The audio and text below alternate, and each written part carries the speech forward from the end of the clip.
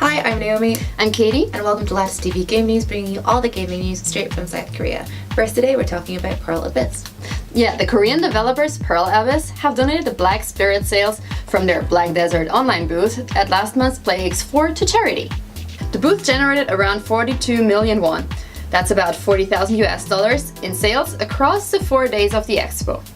The money will go towards supporting businesses that make custom assistance devices for disabled children. Jin Young-ho, the COO of Pearl Abyss, said, "We wanted to do something meaningful with the players who love our game.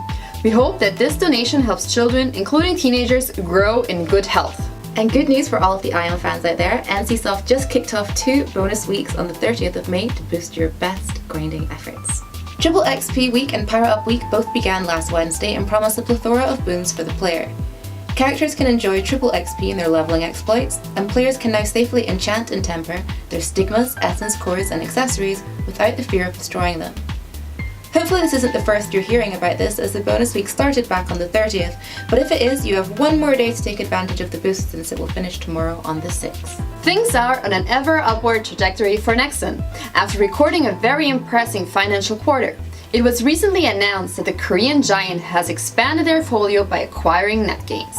Nexon announced last Monday that they would be buying an additional 30% stake in NetGames in order to hold a controlling majority at 48.3%, incorporating it as a linked subsidiary of Nexon. NetGames was founded in 2013 and well known in the Korean market for its popular mobile series Hit, which racked in over 25 million downloads and found success both domestically and internationally. Its sequel, Overhit, has been performing well in South Korea, and Nexon has plans to launch it internationally later this year. This move pushes more of Nexon's focus on dominating the mobile market, with plans to release high-quality mobile titles to the global market. And one of those titles might just be in the works right now. Nexon recently confirmed that it was developing a brand new mobile MMORPG under one studio. The project is tentatively named Scion, and the cat was out of the bag when Nexon started listing development positions on their recruitment site. It's clearly still early days since they are currently recruiting for character concept artists and character modelers. The job posting gives us a few more hints. Candidates with an understanding and interest in the Three Kingdoms worldview would be preferred. They also requested that artists can draw in a realistic style, inferring that they're passing on the cartoon and anime art styles for this title at least. The last detail from the listing tells us that Scion will be developed with the Unity engine. And that's it. Everything else is still under wraps for now. Of course, we'll be keeping our eyes on the development of this project, so be sure to check future news for any new updates. It was touch and go for a while, but it looks like Korean esports teams can finally compete in the upcoming 18th Asian Games. Despite pretty much dominating all aspects of the esports field since the dawn of time, it was unsure whether Korean players could take part this year, as the Korea Esports Association didn't make the cut with the Korean Sport and Olympic Committee. In order to become an affiliate with the KSOC, KESPA had to join a sports council in a Korean city or province. Finally, it was announced last week that KESPA has been approved by the Daejeon Sports Council, making it eligible to compete. And KESPA has wasted approximately 0 time in getting things ready for the games. They went right ahead and announced their League of Legends player and staff roster on the 31st. Players include Lee Faker Sang-hyuk, Go Scorer Dongbin, Han Peanut Wang-ho, Kim Ki-in, Park Ruler Jae-hyuk, and Jo Kor JJ Young-in. The team will be led by coach Choi Edgar Ubom. The preliminary rounds will be held in China in June, with South Korea hoping to snag one of the 3 slots available for the East Asian region. The Lineage M first year anniversary conference came to an end with some exciting news that NC will introduce a new Gunner class to the game. Gunner is a new class that hasn't been seen in any iteration of the Lineage series over its 20-year span. As the name implies, they wield guns and magic bullets as their weapons. Their kit features various melee and long-range skills, positioning them as a good all-rounder. NC will add the new class in Episode 1, Black Frame. While there still isn't a North American server at the moment, NC has stated that they plan to service the game in the West later this year. There's been more preparation for the next round of Path to Pro, with tournament lineups finalised and even more team roster changes announced last week. The Korean Open Division finally came to a close on May 27th, with GC Busan Wave taking the title, and Armament, Freesia and BM Hawk rounding out the top 4, securing their positions in the upcoming Contenders Trials.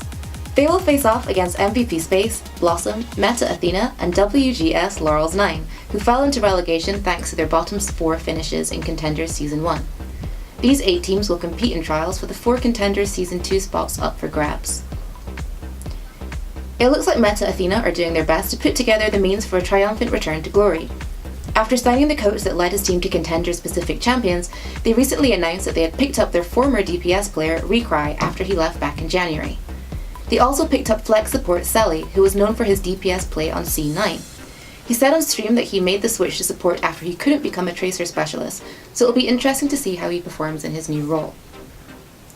O2 Ardion and WGS Laurels 9 have also engaged in a little swapsies. Trial players Hailey and Villain Yo are headed over to WGS in exchange for DPS player Order. And X6 Gaming announced the results of their internal investigation into accusations against DPS player BQB. He was found to be promoting boosting services as well as having quote-unquote fan issues. As a result, his org has banned him from streaming for 3 months, donated his winnings to aspiring programmers and fans, and basically given him one last warning. Any more issues and he's out. On a more positive note for X6, their GM Yi Moo-ho also announced that in conjunction with Seven, he will be actively supporting gamers and division teams looking to go pro in hopes of improving the Korean scene. His first act will be to help out Armament, who will be competing in the upcoming trials, with training facilities and coaching feedback. And after Detonator Korea withdrew from the Pacific Contenders last week, it has been announced that their spot for the upcoming season has been bought by the Korean org EXL Gaming. EXL actually had a spot and a team lined up for the first season, but dropped out before it began, citing roster, marketing, and financial problems. On top of that, EXL's PUBG division was recently disqualified from the PUBG Korean League for failing to financially support the team. So while EXL has the spot, whether they actually make it to day 1 of Season 2 remains to be seen. And on a light, fluffy, and comfortingly pink note to finish on, fan favourites Runaway recently released a video covering their team bonding vacation, including their newest addition, Soulmate Sue. The video hasn't been subbed, but the power of Runaway seems to transcend linguistic barriers anyway, and can be viewed on Flower Vin's YouTube channel.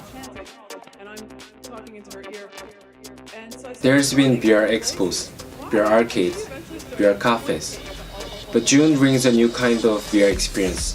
This time, bringing virtual reality to the world of Franz Kafka. In the new exhibition held at the Goethe Institute, VR is used to enter the world of Kafka's most famous novel, Metamorphosis. Prepare to be teleported into the body of a new, strange insect and become fully immersed in the classic tale. The event is open from 1 to 7 on Monday to Friday and 12 to 2 on Saturday, and runs until the 15th of June. As for us here at Lattice TV, we have finally the Byung interview coming up next week. Also, be sure to check out our Twitter for any updates regarding roster changes. Sometimes they're a little bit too quick for me to get in the script, so anything new will be up there, so check that out. And we're also preparing a new segment for you guys where we will check out Korean mobile games. So look out for that. And that's everything from us this week. Bye! Bye bye!